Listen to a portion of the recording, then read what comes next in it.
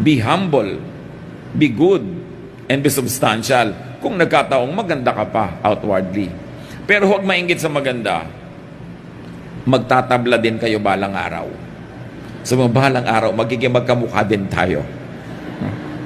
It's good to be beautiful, but what is good will soon be more beautiful. Kaya yung mga ibang mag-asawa lalong nagmamahalan kasi nakikita mo yung character. Nakikita mo yung willingness niya na magsakripisyo para sa iyo o sa iyong mga anak. Lalong kakalapit ang loob. Sino yung mga mag-asawa nagkakalayo ang loob? Yung habang lumaandar ang panahon, nakikita mo, unselfish pala nitong napang-asawa ko. Sobra pa ng makasarili to. Wala na kaming makain, inubo sa bleaching ng tuhod niya. Diba? Yung ayaw niyang masira ang korte ng breast niya, ayaw mag-breastfeed. Para kanino ba yung breast mo? Para sa mga kanto boy? Para maganda ang masipulan habang lumalakad ka sa kalsada? Hindi ba para sa mga anak mo at asawa?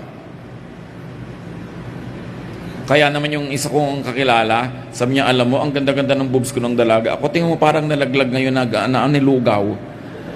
Paano naman, ilang anak ko na ang naglambitin dyan, kasama pa ang asawa ko. Sabi nga gano'n, abi talagang naglingkod na boobs ito. Hindi ba? Dapat nagawa ng monumento. Pwede, ang gandang-ganda ko, wala namang nagawang lingkod. So, wag niyong ikinakahiya kung parang nilugaw na umuho. Di ba? Ganun talaga.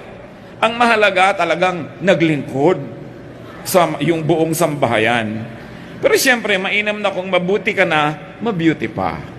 Nakakapag-maintain ka. Pero walang kwenta kung mabeauty lang, pero hindi mabuti.